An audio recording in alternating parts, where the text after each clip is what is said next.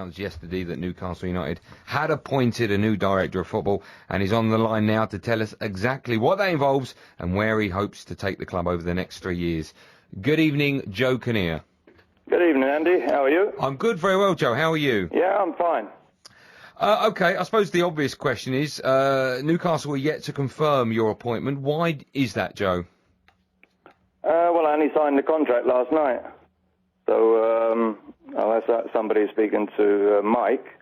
But it's been ongoing for the last 3 weeks.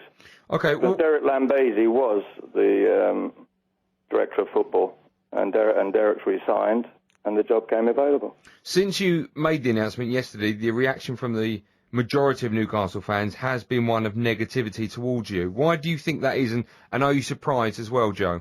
Yeah, I'm a bit surprised, but I'm not sure of that. There's only a certain section. It was like exactly the same when I got there. I got over something like 10,000 letters when I had my heart attack, and that was a wonderful thing. I felt really very proud of that fact. And I thought I'd done an excellent job there, and no way would we have gone down. But the trouble is, there's a lot of Geordies up there are influenced from the media set. And the fact is, because I stood up to about 100 journalists that night, you know, it was the same night we beat Tottenham 2-1. And I suppose the journalists always had it in it, and of course, lots of, I'm not saying all of the Geordie fans, but many of them were sucked into it. If they'd looked at my job, what I'd done carefully, they would have said I'd done a good job. Has it upset you, Joe, the reaction? Look, it's part and part of the game today. You know, you look at managers today, they're lucky the last 2 seasons. The fans always stamp their feet, and if if they're not happy with what's going on, then the manager gets the bullet. Unfortunately, I've never been sacked in my life. So, you know, and I look at my record, they keep saying to me, what did I do? I mean, where have these people been? Have they been on another planet? I played in 5 cup finals and won the lot. I've had over 400 games for Tottenham Hotspur. I've been manager of the year 3 times. I've travelled the world as a manager. You know, this job come up, which I thought was a fairly responsible job. It's got nothing to do. Already they're jumping on the bandwagon. Oh, watch out, Page. Oh, watch out this. But that's the snidey press. That's the people up there or around that area that I've upset, and they have a grudge. So I expect it, but it's you know, it's water off a duck's ass. When did Newcastle then first approach you about becoming their director of football, Joe? About 10 days ago. And when Derek resigned. And that was the first you'd heard of it, because obviously we know you're on good terms with Mike Ashley, so that was the first time he'd mentioned it to you? Well, Derek didn't resign till then. Derek has decided to go back and be in charge of finances. The job really is in detail that you've got to be in partnership with the manager and look at the strengths and weaknesses of the team. Look, anybody wants that. I had to do that as a manager, and Bobby Gall beside you will tell you. Exactly. When you're at Wimbledon, there ain't no budget. You find the players yourself. That's what you do. There ain't no budget. We didn't have any scouts, and Bobby will tell you that. And we worked together at Wimbledon I was there for over 10 years. And if you look what we had to go out, we went to non-league places and found players. We trained them and worked with them and sold them for millions. It's as simple as that. They say I haven't had an experience in buying and selling players. Sure I have. I bought Dean Oldsworth for 50 grand, sold him for 3 million. I sold John Scales for 3 million. I think it was a free transfer. I sold Robbie Earle for XYZ. I sold Marcus Gale, Leonardson, Keith Cole, Mickey Hartford, John Hartson, Hans Seegers, Neil Sullivan. Most of them were free transfers. And we sold to survive. So I know exactly what type of players that are needed. I know the type of football that's needed to play. I played it with some of the best players in the world at Tottenham, and the best team in the world at Tottenham. So, you know, I've been through every stage of my life. And Joe, unfortunately, when I went up there, for some reason I didn't dance to the tune of the Geordie media. Joe, I didn't play whatever it is. I took no notice of them. I got on. I'm single-minded. I'm not worried. And whatever they've got to say or do, fine, say it. Have you spoken to Alan Pardew since your appointment? Alan, I'm meeting Alan tomorrow for lunch. We're going to have, I spoke to him on the phone, and we're having lunch tomorrow together to discuss and have a game plan for the oncoming season. And to the best of your knowledge, who has the final say on players coming into the club? We both do. He's the manager, and we'll sit down to discuss it. We have Graham Carr, who's up from Newcastle up there, and he also has a say in the matter. We'll discuss it, and we look at the strengths and weaknesses between us. No one's got an ego. I haven't got an ego. We'll all sit down and discuss it and do what's best for Newcastle Football Club. We'll discuss areas what's desperate for needed. In my opinion, we need a striker, and I see that desperate. In my opinion, when I speak with Pards tomorrow, he may see some other position that he wants to look better of or get a better player for that area or that pitch or that player. But will it be him instructing you or you instructing him? It'll be who we got in mind. I should ask Alan who he's seen, and I should sit down with the scout. Now, if they've seen those players, I want to cast my eye over them. It's as simple as that. I will have a look at them. If I say to them, we sit down again, I've seen somebody better, but what do you think? This is not about me coming in like some of the crap that's going on about me coming in, taking over. It's absolutely nonsense. And then I'm there. I read another article recently. I'm coming in and watch over your shoulder part. I mean, what a load of crap. And this is what's going out there. Unfortunately, they're feeding it to the Geordie fans. And I just hope they're not daft enough to believe it.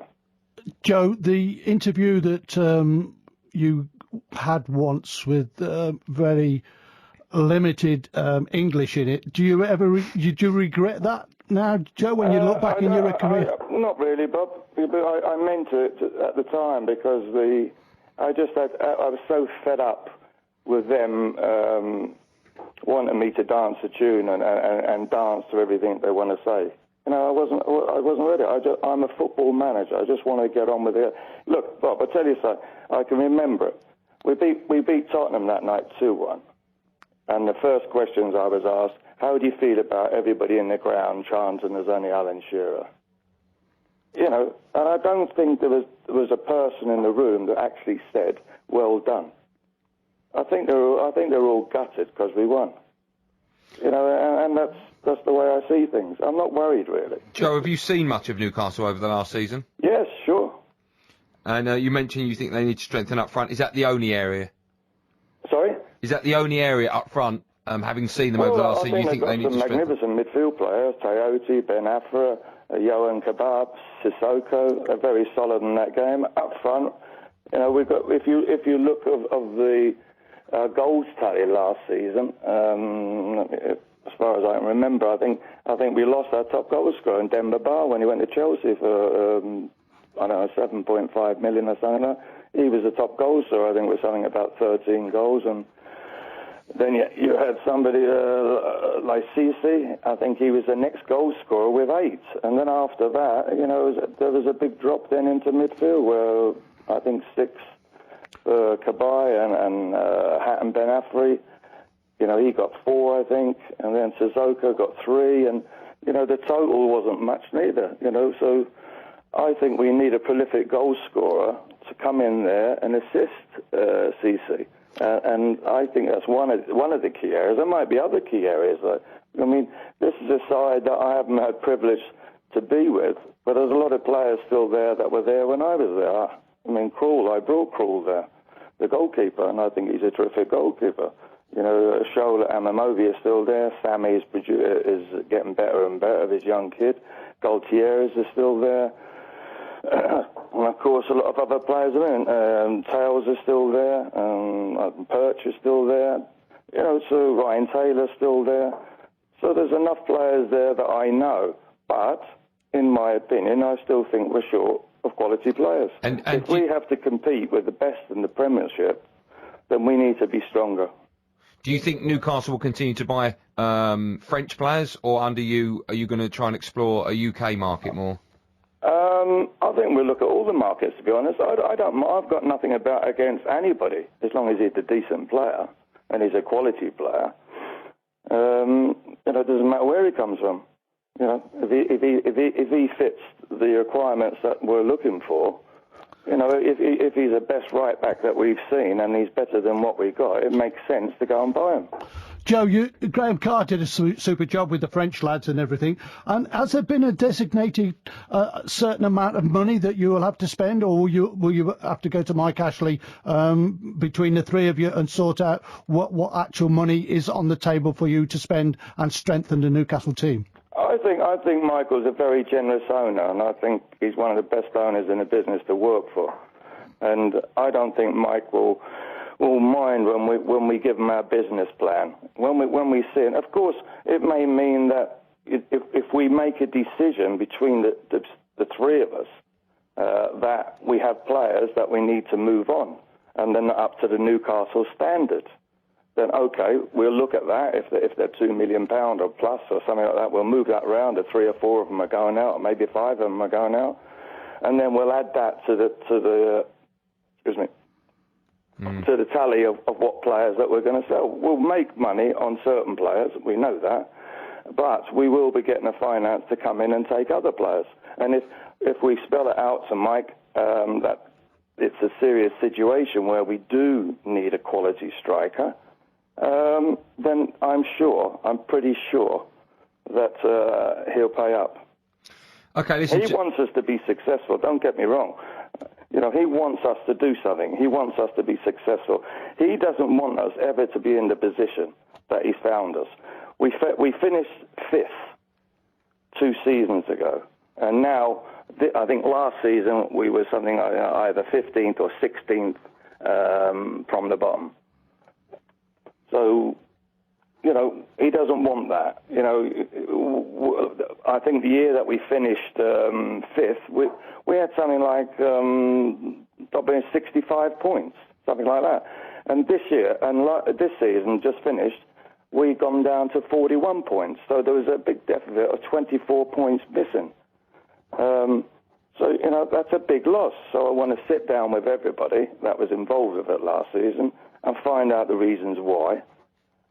And if we can all put that knowledge together, then we'll make sure that we bend that. We'll make sure that we'll fight. Somebody may have not come up to scratch. We might have been weaker in certain areas of the pitch.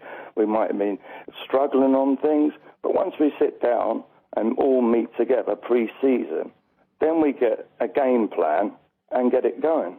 So, there's lots of things to do. I mean, if you remember, the last 3 home games, we never scored a goal. We never scored a goal. Liverpool, Sunderland, Arsenal. We never scored a goal in 3 matches. Joe, you look at where's the goals coming from? Joe, listen, thank you so much for coming on. Before I let you go, is there anything you'd like to say personally to the Newcastle fans who perhaps don't back this decision? To all the Newcastle fans who don't do this decision, shall I bring Lambesi back in? What do you want? What do they want? And I heard that silly comment, what can I attract? I can open the door to any football manager in the world.